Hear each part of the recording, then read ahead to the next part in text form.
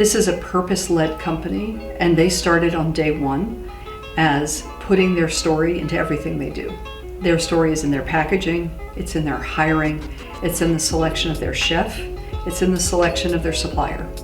And my company is the Mara Partners, and we work with companies in global supply chains. I was invited in to talk to them about what was going on in human rights issues in the supply chain related to chocolate. When I heard the story and their values, it wasn't surprising to me at all that they wanted to dig deeply and learn about the human rights challenges.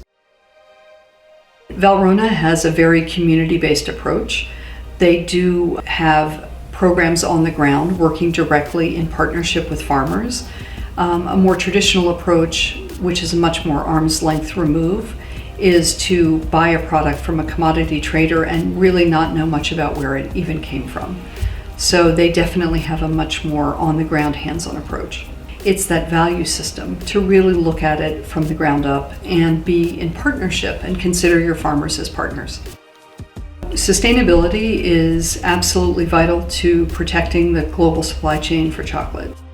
Climate change is impacting food supply, and some people would jokingly say chocolate's not a food, it's a delicacy. But when you think about food supply, because cocoa is grown around the equator is an area that's really beset by really difficult climate challenges. You also have to think about the communities and the people working and living in those communities. The impacts of climate change are being felt there first. So when we say, what are the solutions? These are solutions that have to be brought to bear sooner rather than later.